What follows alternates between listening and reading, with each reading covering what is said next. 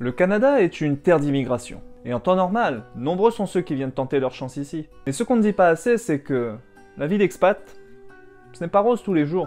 Il y a des choses que vous n'aimerez probablement pas en venant ici, et qui pourraient même rapidement vous donner envie de repartir. Et c'est ce que nous abordons dans l'épisode d'aujourd'hui. Bonjour à tous et bienvenue sur Notre Vie au Canada. Sur cette chaîne, nous partageons avec vous ce que nous avons appris après 9 années passées de ce côté de l'Atlantique. Nous postons une nouvelle vidéo chaque semaine, donc si votre rêve c'est de venir vivre au Canada, eh bien abonnez-vous dès maintenant, parce que vous ne voulez pas la manquer, c'est sûr. Nombreux sont ceux qui rêvent de venir ici, nombreux sont ceux qui chaque année tentent l'aventure. Et quand ils débarquent ici, ils sont motivés, ils ont des rêves plein la tête. Parce qu'après tout, ils viennent ici pour réussir. Mais rapidement, beaucoup se heurtent à un mur. Alors, comme je vous l'ai dit dans la précédente vidéo, il y a plein de bonnes raisons de venir vivre au Canada. L'aventure peut être grandiose, j'en suis convaincu. Mais malheureusement, il y a toujours un revers de la médaille. Pour ceux d'entre vous qui rêvaient de cette vie d'expat, oui, l'expérience peut être géniale, mais elle peut aussi laisser des traces. Parce que vivre à 6000 km de l'Hexagone, 15 000 km de l'île de la Réunion dans mon cas, eh bien ça vient aussi avec certains désavantages, il y a aussi des inconvénients. Et avant de partir, à mon avis, il vaut mieux bien en être conscient.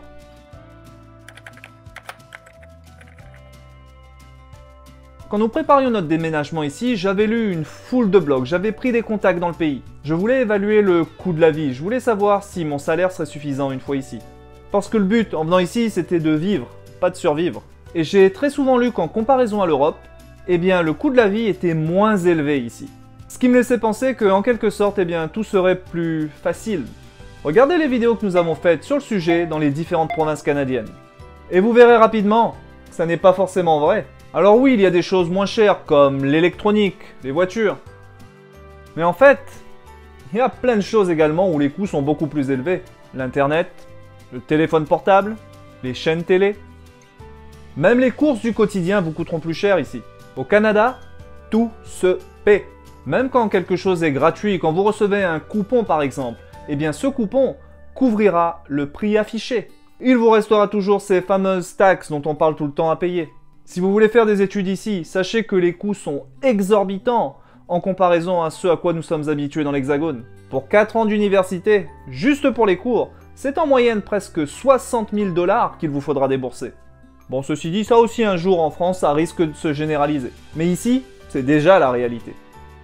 Alors oui, les salaires sont plus élevés, votre pouvoir d'achat est automatiquement plus élevé. Mais vous avez aussi l'impression, tout le temps, de payer. Ne vous l'aurez pas alors, le Canada n'est pas un pays bon marché. Est-ce que vous souhaitez venir ici parce que vous pensez que ce sera plus facile au quotidien? Eh bien si ça l'est, sachez que ce ne sera certainement pas parce qu'ici le coût de la vie est moins élevé. L'expatrié qui arrive ici est toujours prêt à braver le fameux hiver canadien. Il n'a pas peur, il se dit qu'il sait à quoi s'attendre, qu'il aime la neige. Mais si c'est quelque chose que vous n'avez jamais vraiment expérimenté, je peux vous garantir que l'hiver canadien, eh bien rien ne vous y a préparé. Et je sais de quoi je parle ici, je suis réunionnais. On parle de plusieurs mois durant lesquels le mercure ne va pas dépasser les 0 degrés. Alors au début on est motivé, on y va vaillamment, on est prêt à l'affronter. On a froid mais c'est plutôt supportable et puis on est bien équipé. Tous les matins en hiver, vous répétez la même routine. Vous sortez pour affronter le froid. Vous prenez votre pelle pour déblayer. Vous vous retrouvez à conduire sous la neige. Ce qu'en France, vous n'avez pour la plupart du temps jamais fait. Au début, vous voyez les paysages tout blancs, vous êtes émerveillé. Mais rapidement, vous vous mettez à déchanter. Parce que cela fait 3, 4, 5 mois que l'herbe n'a plus percé. Il fait froid, il fait noir, vous êtes déprimé. C'est un fait. L'hiver, le vrai hiver, peut être pesant pour qui n'est pas préparé. Quand vous en avez vécu un, vous vous dites « Super, je l'ai fait ». Mais combien de fois seriez-vous prêt à recommencer? Si vous arrivez de France, voilà un point sur lequel au Canada vous serez profondément déçu. Une de nos premières missions en Ontario avait été effectivement de trouver un médecin de famille. Et je ne mâche pas mes mots ici, certains sont nuls. Le premier cabinet dans lequel nous nous étions inscrits, eh bien l'expérience a juste été catastrophique. Nous appelions pour prendre rendez-vous et quelqu'un décrochait peut-être une fois sur 10. Nous laissions des messages. Et nous n'avons toujours pas été rappelés jusqu'à aujourd'hui. On parle santé ici. C'était tout simplement inadmissible. Le deuxième cabinet que nous fréquentons maintenant est un peu mieux en ce sens. Ils répondent au téléphone, ce qui est déjà un gros plus. Mais quand vous voyez certains médecins, alors vous venez les voir pour un rhume, et ils vous annoncent que si ça ne passe pas, il faudra revenir rapidement. Parce que, je cite, un cancer est toujours possible. Zéro en matière d'empathie. Et certaines situations pour le moins cocasses peuvent survenir. Comme quand vous venez pour vous faire brûler une verrue, et que le médecin surgit tout à coup hurlant votre nom, son conteneur d'azote liquide à la main, pour vous faire ça dans la salle d'attente, au milieu des autres clients. Je sais pas si je dois rire ou en pleurer sérieusement. Si vous avez besoin d'un rendez-vous en urgence parce que vous êtes tombé malade dans la nuit, eh bien avoir un rendez-vous le jour même peut relever du défi. Alors oui, en Ontario, il y a ce qu'on appelle les walk-in clinics. Vous arrivez, vous vous enregistrez et vous attendez pour voir un médecin le jour même. Parfois vous attendez 2 heures s'il y a du monde, mais ça à la limite je peux comprendre parce qu'en France on vit à peu près la même chose. Mais après tout ça, quand vous voyez le médecin et que la consultation dure, montre en main, 3 minutes, je ne sais pas, mais au niveau de la qualité des soins, ça me laisse un peu dubitatif. Alors je suis persuadé qu'il y a certaines exceptions. Certainement il y a des médecins meilleurs que d'autres qui font plus attention. Mais dans ce domaine, en 9 ans, très honnêtement, nous avons rarement eu de bonnes expériences. Et si la santé est un domaine qui est important pour vous, est-ce que c'est là quelque chose que vous pourrez accepter? C'est là encore, à mon avis, une question importante que vous devrez vous poser avant de venir ici. Voilà une chose qui peine beaucoup les Français. Car en effet, à écouter beaucoup de nos compatriotes, comment serait-il possible de ce côté de l'Atlantique de bien manger? Alors, laissez-moi vous dire tout de suite que si, c'est possible. Si tant est que vous voulez bien essayer. Oui, ici on mange à la nord-américaine, pizza, pepperoni, burger, donuts, tout y est. Sans parler des cafés allongés. À moins d'avoir la chance de trouver une boulangerie française, ici le pain est loin d'être fabuleux. En Ontario tout du moins, le fromage est une denrée rare.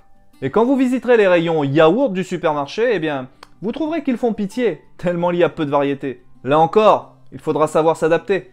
Et si vous faites partie de ceux qui ont tous les jours besoin de leur pain et de leur vin, qui veulent absolument leur plateau de fromage au dîner, eh bien vous allez vite déchanter. Alors on peut bien manger en Amérique du Nord, c'est un fait. Mais c'est sûr qu'en matière d'habitude culinaire, eh bien, il vous faudra changer. Et là, on ne parle pas de faire ça pendant 1 ou 2 semaines. On parle éventuellement de plusieurs mois, voire plusieurs années. En êtes-vous capable sur la durée? C'est là encore une question que vous devrez vous poser. Vous avez fait des études en France, vous êtes diplômé, vous êtes qualifié. Mais quand vous arrivez ici, eh bien, votre diplôme n'est pas reconnu. Si vous voulez pratiquer votre métier, on vous dit qu'il faut tout recommencer. Ça, c'est une histoire qui se répète souvent pour les expatriés. Alors ce n'est pas vrai dans tous les domaines. Et quand il y a une forte demande pour un certain type d'emploi, on peut parfois reconnaître vos années d'expérience passées. Mais dans beaucoup de professions, vous devrez repartir de zéro, recommencer tout en bas de l'échelle. Et dans certains cas, même retourner à l'école pour tout repasser. Ça sera comme si, jusqu'à maintenant, vous n'aviez absolument rien fait. Et ça peut vite vous frustrer. Bien évidemment, c'est quelque chose que vous devez prendre en compte avant de venir, pendant que vous préparez votre demande. Mais si votre diplôme n'est pas reconnu et que vous ne souhaitez pas retourner à l'école, eh bien il vous faudra sans aucun doute envisager un autre champ d'activité. Là encore, il vous faudra vous réinventer. En êtes-vous capable? Êtes-vous prêt? Pesez bien le pour et le contre avant de partir, parce que ça peut générer beaucoup de frustration, surtout quand vous êtes qualifié dans un domaine particulier. Le Canada a adopté le système métrique le 1er avril 1975. Et ça, je pense que c'est vraiment une très bonne blague en fait. Parce qu'ici, on vous parlera souvent en pieds, pieds carrés, pouces, tasses. Oui, en cuisine, tout se mesure en tasses en Amérique du Nord. Fort heureusement, aujourd'hui, en matière de conversion, Google est là pour nous aider. Et ça, c'est juste un exemple. Vos informations nationales, elles ne sont plus à 20 h. Le CTV Evening News, ici, il est à 18 h. Le repas du soir, le souper, ici, on le prend plutôt vers 17 h. Rien ne vous oblige à suivre ce rythme, bien sûr, mais vous comprenez bien que autour de vous, eh ben, tout le monde le suit. Et à un moment ou un autre, eh bien, ça risque de vous impacter. La monnaie est différente, vous devez oublier les euros et penser en dollars canadiens. Au début, vous convertissez tout. Nous, ça nous a pris des années avant d'arrêter. Des objets du quotidien qui existent en France n'existent pas ici. Vous voulez du sirop? Eh bien, impossible d'en trouver dans un supermarché classique. Alors on peut en trouver dans certaines épiceries fines, mais attention au prix. Tout ça pour vous dire que votre vie ne pourra pas être la même. Et tous ces petits détails, même s'ils semblent minimes et surmontables, eh bien ils s'accumulent.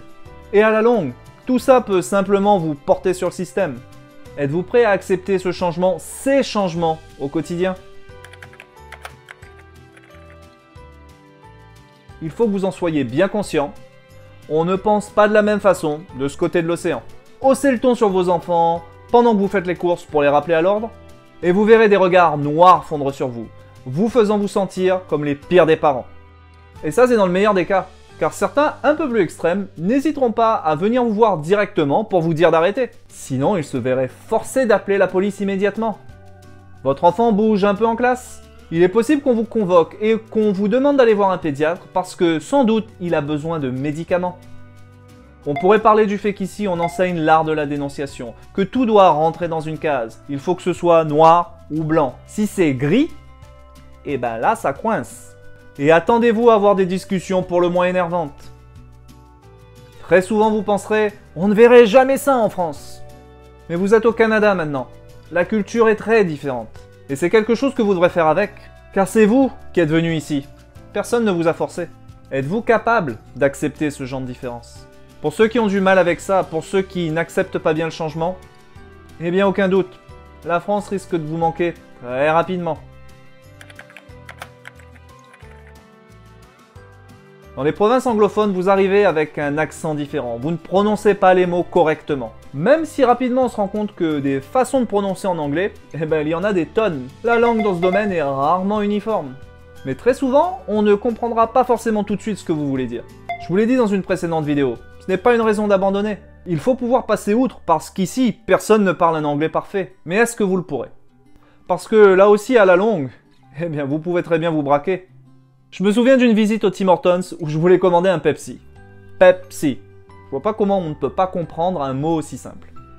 Et pourtant, je suis bien resté 10 minutes, oui, 10 minutes au drive pour passer ma commande.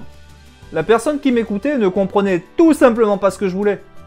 À un moment, j'ai même cru à une caméra cachée. Et des anecdotes comme celle-ci, je peux vous garantir que vous en aurez. Est-ce que vous êtes capable d'encaisser, de prendre sur vous et de calmement répéter? Et faire ça pendant plusieurs mois, parfois plusieurs fois dans la journée. Alors certains me diront, oui, mais nous on n'aura pas ce problème, on va au Québec, ils parlent français. Sachez que si vous n'êtes pas habitué à l'accent québécois, là encore, vous risquez d'avoir un peu de mal au début. Les expressions sont différentes, on parle vite, et avec cet accent différent du nôtre, eh bien il y a fort à parier qu'au début, vous ne comprendrez pas tout. Lors de mon premier voyage au Québec, à un moment, j'ai dû demander à mes collègues de me parler en anglais, parce que je comprenais actuellement mieux dans la langue de Shakespeare ce qu'ils me disaient. Alors je confirme cependant que c'est beaucoup plus facile de se mettre au québécois.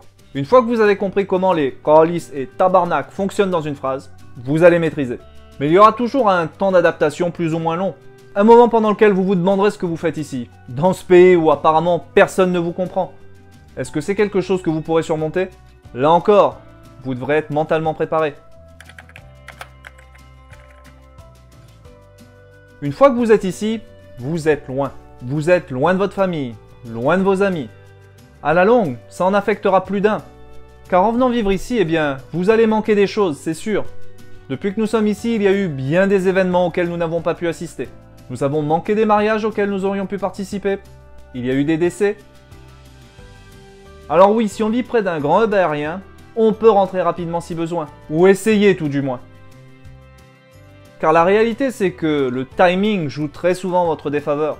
Vous voulez assister à un enterrement, mais le temps que vous preniez l'avion, si tant est qu'une fois à Paris, vous avez besoin d'une correspondance en train ou en avion, eh bien pas dit que vous arriviez à temps. Et avec la pandémie actuelle et le fait que maintenant il faut présenter un test Covid négatif pour aller en France, ça ne va pas simplifier les déplacements. Et je ne parle qu'en termes de temps ici. Il faut malheureusement aussi compter en termes d'argent. Car même si les compagnies aériennes vous disent qu'elles peuvent vous offrir des tarifs spéciaux dans ces circonstances, la réalité est que le coût financier est très souvent non négligeable même dans ces situations. Et pour certains, eh bien, ce sera un facteur limitant. Pour vous ici, ce sera difficile à vivre par moment. Mais le pire, c'est que l'on vous en voudra de l'autre côté de l'océan d'avoir été absent. Personne n'essaiera de comprendre votre situation.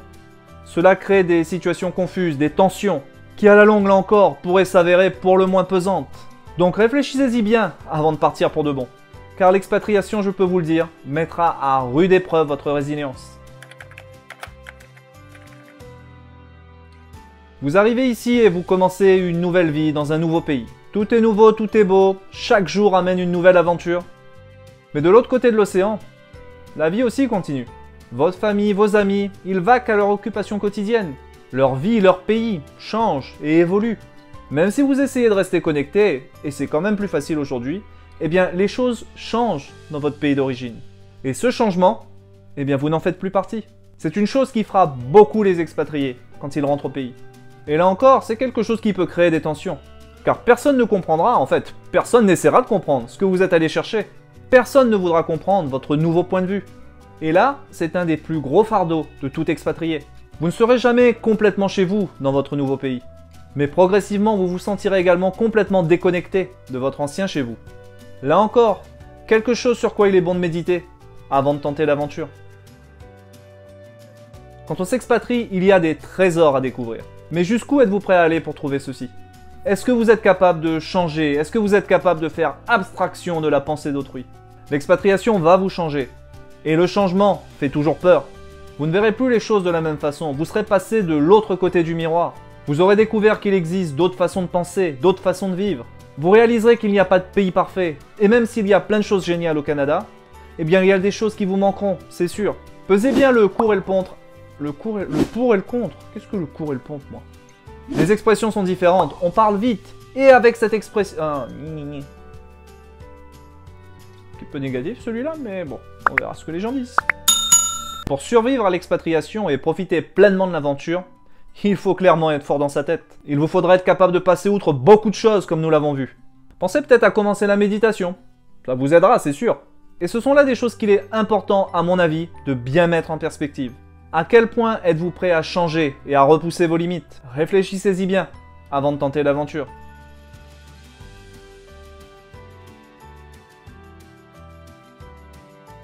Et ben voilà, c'est terminé. Un nouvel épisode fini. Super.